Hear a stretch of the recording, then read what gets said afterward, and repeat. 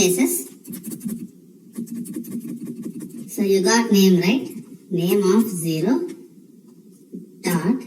There is a method called trim in Java where it just trims white spaces either in the leftmost or rightmost. Perfect. So in this way you will get formatted name. Let's say this as a formatted name. So now when you run this, first of all, broccoli -1 kg is what getText returns. Thereafter we are splitting it. After split, we are pulling up the value present in the 0th index, which is the left side of this hyphen. And then we also realize that there is a space. So to trim all white spaces, on that name of 0, broccoli space, we are trimming. So that space will be gone. And in this broccoli, exact name will be stored. That's what we need. Because we are comparing this with the arrays what we have here, broccoli.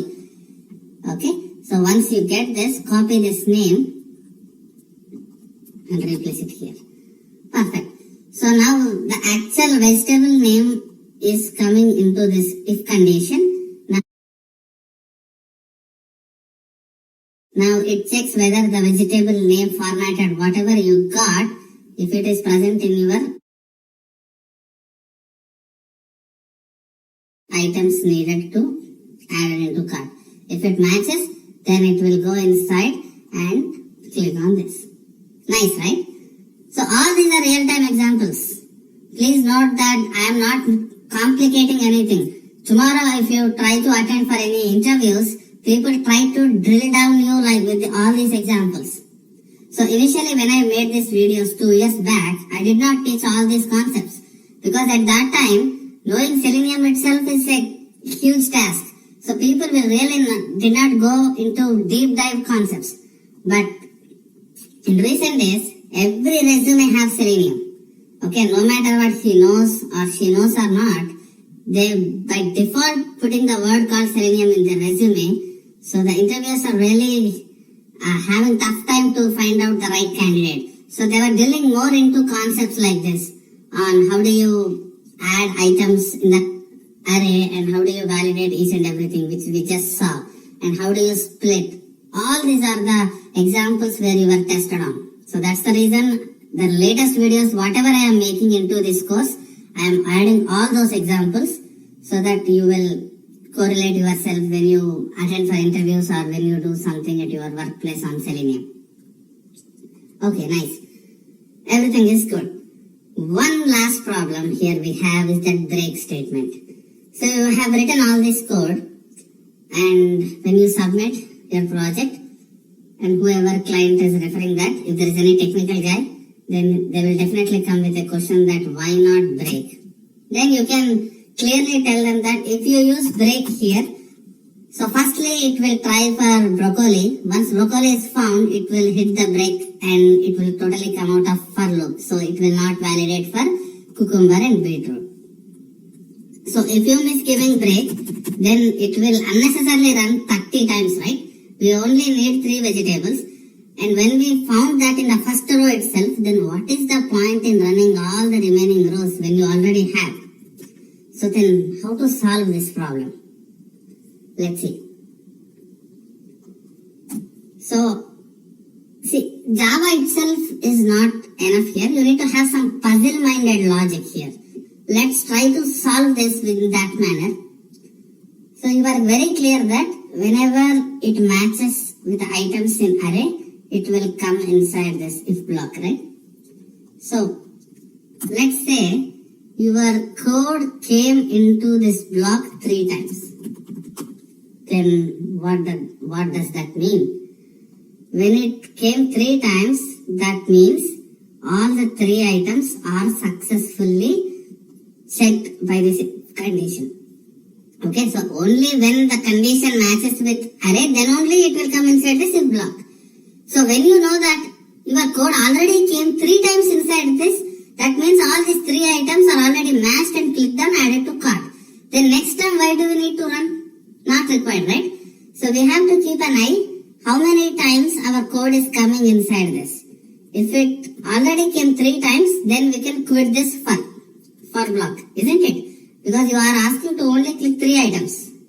So once already 3 items is done, so no point in again iterating. So how do you know then whether your code is actually coming 3 times or not? So one thing what we can do, I will actually declare one more variable here, int j. Okay. So whenever it comes inside, so when condition matches, it comes inside, right? So initially it will be 0. Whenever it comes, it will be plus plus. So j equals to 0. When it first time comes inside, let's say it came for cucumber, then j becomes 1. Okay. And then again loop will check for remaining called broccoli. And when it comes next time, the j value will be incremented one more time, right? This time j equals to 2. And third time again, when it comes inside, j will become 3. That's it. 3 times it's already there.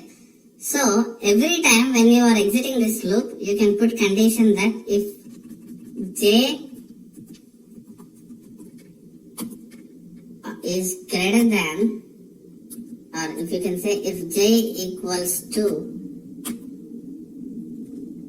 3, then break. What do you think about it? Does that make sense? So when you already gone 3 times, then stop this complete block. And when you go for first time, j equals to 1, 1 equals to 3 do not match, so the next break will not get executed. Okay, if there is only one statement, you need not give all these braces. Okay, let's give this for your convenience. If j equals to 2, 2 equals to 3 do not match, and it will not break. And when it becomes 3, that means you are very clear that it came inside 3 times already, so there is no point in checking again, and this can stop your whole execution. Perfect. So let's declare this j equals to 0 on the top, not inside this for block.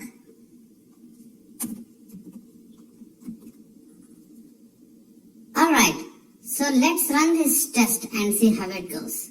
But to appreciate all this coding, whatever we did, if we see this execution in debug mode, you will get more clear picture on what we have accomplished.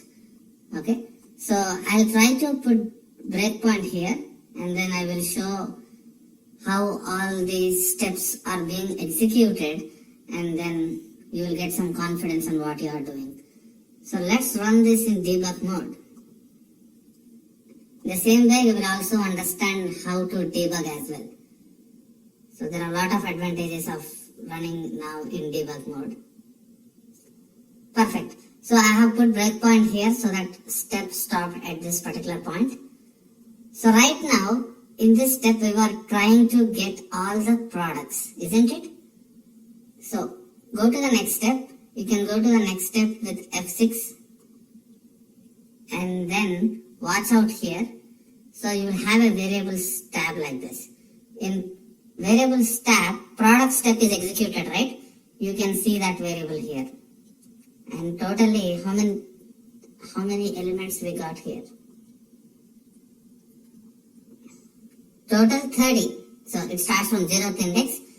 So that means total 30 elements are there. Good. So now we're gonna iterate into this products for 30 times and pull out each and every value present in index. Okay. So firstly, let's go inside. Right. So I equals to 0 now. Right.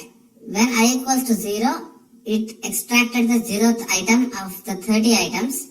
And when you pull the get text, the value got stored in the name variable. So we are asking to split, right? So when you expand this, you see that in 0th index, broccoli is stored. In the first index, 1 kg is stored. Perfect. So we are on the track till this point. So let's go to the next step. So this step is now executed. So you have formatted name. So in formatted name, we want to take 0th index, that broccoli will get stored here. You see that? In formatted name, you are seeing the value is broccoli, which we want. Nice. And it got trimmed, so there are no more spaces. Perfect. So we have successfully formatted this string from broccoli -1 kg to broccoli. You can clearly see in your debug. So now again come to the next step. And if items needed list dot contains formatted name. So now we are checking if the broccoli is present in this item needed or not. Yes, it's present. What happens if it's present? If it's present, then it should go to inside this if block. So let's see if it goes or not. Perfect. It went inside and it will make j equals to 1, saying that I went for ones. Now, so it's trying to click on that particular index. So here 0th is a broccoli, right, which we found. So we are trying to click that button. Nice. Now come back to your Chrome browser and see. You see that it added. It has successfully added to the cart, and if you open the cart, you will see broccoli is clearly added. Nice. So if j equals to 3, then exit the for loop. Right now our j equals to 1, so it will not exit, which is expected. So the loop starts for second time for I equals to 1 index, and this time formatted name is cauliflower. Okay, so once you get formatted name as cauliflower, is cauliflower present in the items needed list? No. So what happens then? It will not go inside the if block. Let us see. When I say next, you see that it skipped. It did not go inside this block. So that's how we have written our code. Yes, this looks good. We have tested negative scenario as well. So next time, cucumber is what we got this time, and it will check whether cucumber is present in the items needed list. Yes, it is present. So it should go inside the loop, inside the block, and then it clicks on it and go back to your browser and see cucumber got selected and the items got incremented to 2. Nice. Is j equals to 3? No, j equals to 2. That means we have still one more value to validate, and we are saying don't exit. So it will not go inside. Perfect. It came outside. So the next one what we have is a beetroot. Is beetroot is the one present here?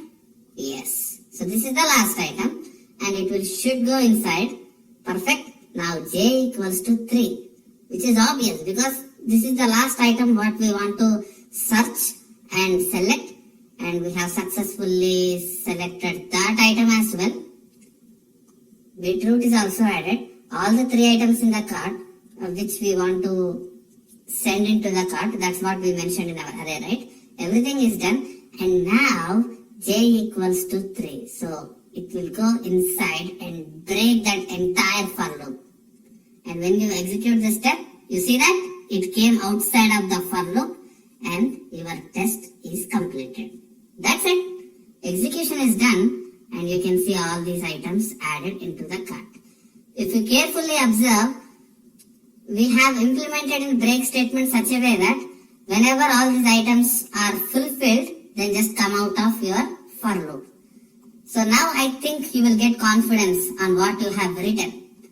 So if your test failed, then do debugging like this so that you will clearly understand where exactly things are going wrong. And we have also proven that our entire test is working as expected. So with debugging, it's working. And if I run this test normally, do you think it runs as expected?